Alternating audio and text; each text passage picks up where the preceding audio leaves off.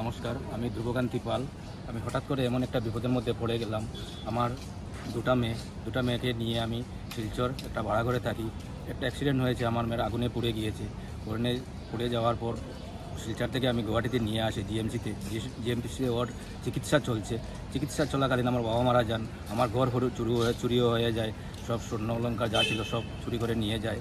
এত বড় বিপদের মধ্যে পড়েছি আমি। বিপদে পড়ার পর তারপরে আমাদের রামকৃষ্ণনগর সমষ্টির ভৈরবনগর জিপি শেয়ালিপুর গ্রামের ছেলে ধ্রুবকান্তি পাল। আমরা দুজন, আমি আমার স্ত্রী শিলচর থাকি। প্রাইভেট কোম্পানিতে ছোটোমোটো একটু কাজ করি আমার সংসার আমি চালাই। আমার বড় মেয়ে দামিনী পাল 15 বছর, ক্লাস 10-এর ছাত্র। হঠাৎ করে আগুনে পড়ে জ্বলার পর আমি ওকে চিকিৎসার জন্য গুয়াহাটিতে নিয়ে আসার পর আমার ঘর চুরি হলো, আমার বাবা মারা গেল। টাকা পয়সার দিকে নিরুপায় হয়ে হতভাগা হয়ে আমি কিছু বুঝতে পারছিলাম না। আজকে আমি বিপদের মধ্যে আমাদের একজন দাদাকে আমি ফোন করেছিলাম, দাদা এরকম বিপদে পড়েছি, আমাকে একটু সাহায্য করেন। তাই আমাদের মনোজ কুমার সিনহা স্যার ওনার একজন প্রতিনিধিকে জিএমসিতে পাঠিয়ে আমাকে সাহায্যের হাত বাড়িয়ে দিলেন। আমাকে আশ্বাস দিলেন, তুমি চিন্তা করবে না, তোমার মেয়ে সুস্থ হয়ে বাড়িতে ফিরে যাবে, লেখাপড়া করবে, তুমি একটুও চিন্তা করবে না, যতটুকু সাহায্য লাগে আমরা করব। তাই বলে উনি আমাকে একটু সাহায্যের হাত বাড়িয়ে দিয়েছেন, কিছু নগদ টাকা দিয়েছেন, আরও দেবেন বলছেন, যা লাগে তা সাহায্য করবেন। আমি ওনাদেরকে জানানোর জন্য এত বড় বিপদের মধ্যে আছি, পাশে কাউকে পাইনি। আজকে যাদেরকে পেয়েছি ভগবানের মতো আমাকে এসে দেবদূতের মতো এসে আমাকে সাহায্য করছেন আমার মেয়েকে সুস্থ জীবন ফিরিয়ে পাওয়ার জন্য। আমাদের করিমগঞ্জের বিধায়ক বিজয় মালাকার, ওনাকে আমি অবগত করিয়েছিলাম।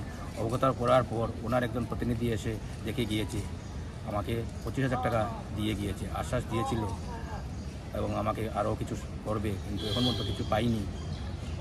জানি না, আশায় আছি। আজকে আমি এই মনোজ কুমার সিনহা স্যারের সঙ্গে কন্ট্যাক্টে এসে ওনার কাছেও আমি সাহায্য চাইলাম।